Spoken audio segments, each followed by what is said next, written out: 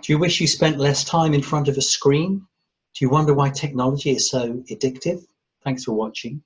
This video will give you a little bit of insight into why that may be. I'm Zac Wolford, a lecturer in Holland in the Netherlands. I look at society and technology. The book I'm going to look at today is called Irresistible. It's the rise of addictive technology and the business of keeping us hooked. What is the impact of technology on us? Is behavioral addiction a real condition? And how is it designed and how does it work?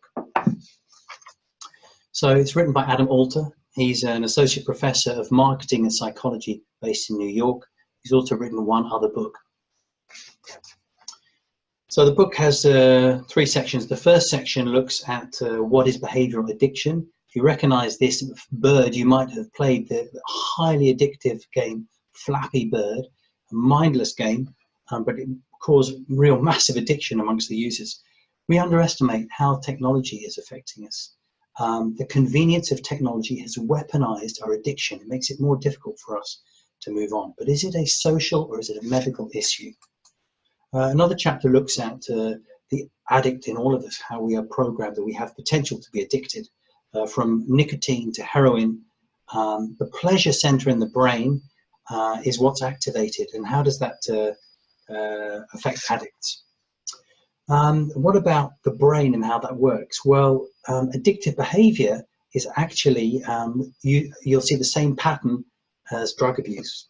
And in early adulthood, that's when we are most vulnerable to that. In fact, in 2013, the American Psychiatric Association listed behavioral addiction for the first time as a condition.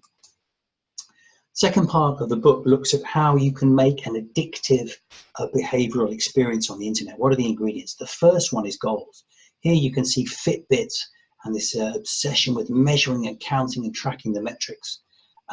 We get goals that we didn't even know we needed. Things like getting an empty email inbox, streaks on Snapchat. That we're involved in this automatic mindedness. So you need to have clear goals. Another aspect is feedback. Whenever you put something in, you need to get something out. A lot of the techniques derived from the gambling industry, online gambling. Here you see a near win. If you think you've almost won something, you're going to go back one more time for a bit closer. So there are a lot of tricks that are being used, and there's this boundless, endless space that we're involved in. You need to have progress to create a behavioral addiction. That means you'll sort of get a sense you're moving somewhere. You want to be able to play straight away. So you want to jump into the game and you can start straight away. That early hook gets us in, but it's harder to get out later on. How is it possible that someone can blow the whole family budget playing Kim Kardashian's Hollywood game, buying and spending money to buy clothes, virtual clothes, or playing Farmville perhaps? Where does that come from? Another really important aspect is what we call escalation.